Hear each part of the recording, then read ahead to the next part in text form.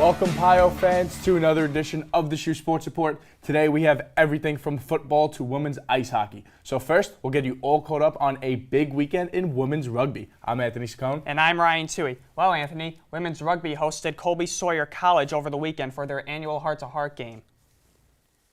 The game was part of Sacred Heart's Heart to Heart campaign, which raises awareness for mental illness. The Pioneers represented the cause proudly as they played their hearts out. After Colby Sawyer scored a try at the 6:30 mark of the first half, junior Allie Rinaldi tied the game up at 5 with a try.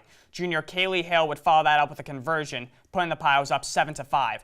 Colby Sawyer would respond, though, with another try as they retook the lead 10-7. However, sophomore Isabel Cuddy had other plans. She would put SHU back in front 12-10 after scoring a try thanks to assists from junior Tiffany Brisbane and sophomore Grace Day Porter. But Cuddy was just getting warmed up. She would score 2 more tries in the half, giving SHU a commanding 24-10 lead. Colby Sawyer tried to crawl back into the game as they scored quickly in the second half to make it 24-15. However, the Pioneers quickly regrouped and exploded, as it was again Cuddy doing the scoring for the Pioneers. She scored 2 more tries, giving her a total of 5 on the day for 25 points. Brisbane and sophomore Kaylin Lagasse also scored tries in the second half as well, as the Pioneers would go on to win the contest 46-29.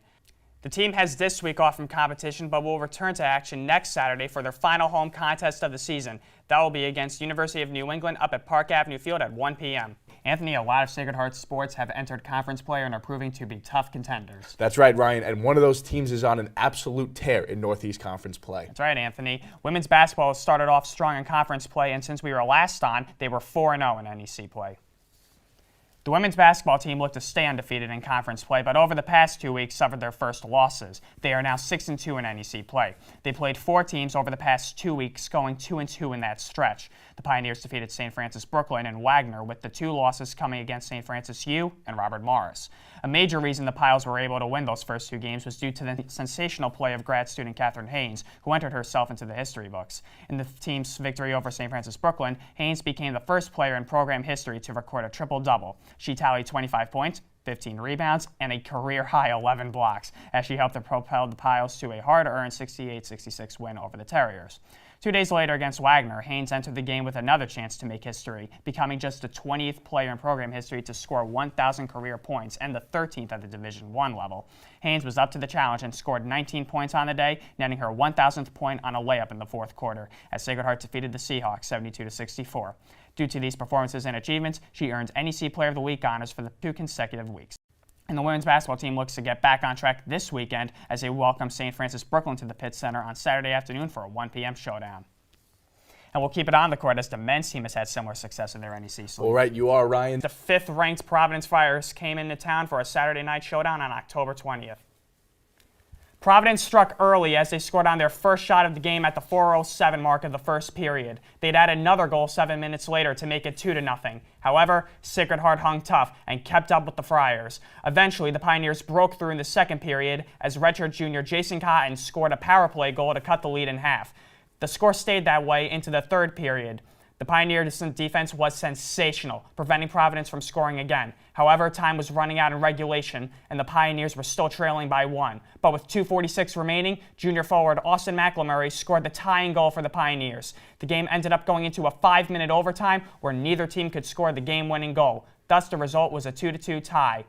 After having a bye week last week, the men's ice hockey team returns to action this weekend for their first road trip of the season. They will take on Bentley University tomorrow and Saturday. Hello, Pile fans, and welcome to the first edition of the Update Corner for the 2018 through 19 season. I'm Ryan Touhey, and we're going to get things started with some field hockey action. After winning their first 2 games of the season during the final weekend of August, SHU had 3 games over the Labor Day weekend. Over the weekend, SHU went 2-1 as the Pioneers looked to rebound from their loss against Georgetown, and they did just that. On Sunday, they took on Towson University in what was a thriller. Both teams were neck and neck, and at the end of regulation, the game was tied at 2 apiece. At the 76-49 mark of the game, though, junior midfielder Bridget Kelly scored the game-winning goal, propelling the Pioneers to a 3-2 victory. On Labor Day, the team took on St. Francis U at Georgetown University. Thanks in part to goals from sophomore back Bridget Lauricia and junior midfielder McKenna Crawford, the Pioneers enjoyed their holiday trip to D.C. as they took the game 2-1. The field hockey team is now 4-1 on the season, and they look to improve that record this weekend as they host Albany and Villanova respectively at Johnson Field at Yale University. Now we'll throw on our spikes and singlets and join the men's and women's cross-country teams on their journey to the Stony Brook University season opener. The women's team took on Stony Brook, Fordham, Quinnipiac, St. Francis, and Hunter. Ultimately, it wasn't the team's best race as they finished in 4th place with 86 points, 57 points behind winner Fordham. Junior Jacqueline Thorne led the Pios, taking 11th individually with a time of 15 minutes and 16.8 seconds. Thorne was one of 5 Pios to finish in the top 25. The men's team also finished 4th overall in their portion of the Stony Brook season opener. It was senior Dane Kirchnevi who led the teams individually, taking 15th with a time of 19 minutes and 21.1 seconds. Kirchnevi topped last year's 6K time by 8.4 seconds, creating a new personal best. He, along with 2 other Pios, rounded out the top 25 of all finishers. Next up for both cross-country teams is the NASNY Invitational hosted by Bryan University in Rhode Island on Saturday.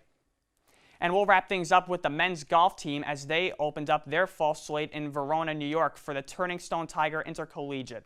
The men's team landed in the middle of the pack, taking 9th overall out of 18 teams. Leading the way for the Pioneers was sophomore Saptak Talwar, tying for 13th with an overall 3 over par.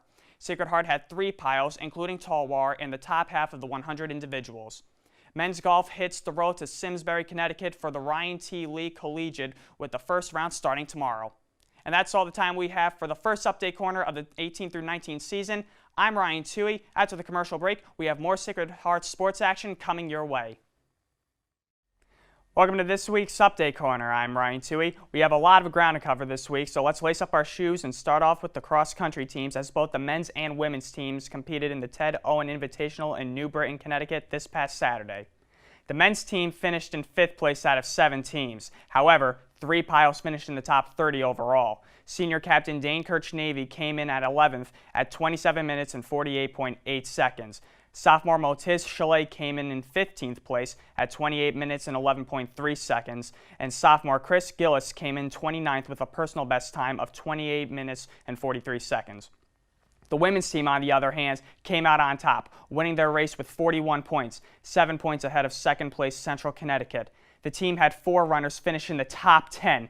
Junior Jacqueline Thorne led the charge with a 3rd place finish with a time of 18 minutes and 39.1 seconds.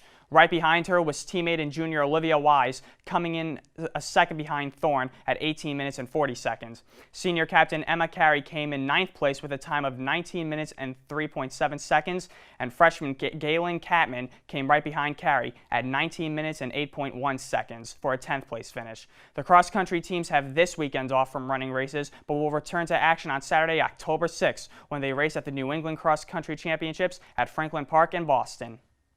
Both men's soccer and women's tennis had matches on Tuesday, but were postponed to a later date due to inclement weather.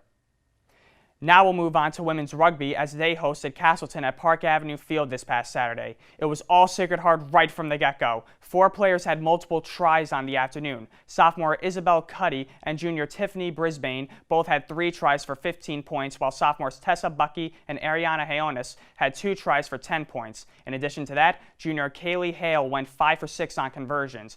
Sacred Heart would take this game easily and walk away with a 71-5 victory. The team is back in action on Saturday as they host Holby Sawyer College at Park Avenue Field. The game will be part of the Heart to Heart campaign to raise awareness for mental illness. And that'll wrap it up for this week's Update Corner. But for more on women's rugby, we have Gino Ganello sitting with the head coach, Michelle Reed. Gino?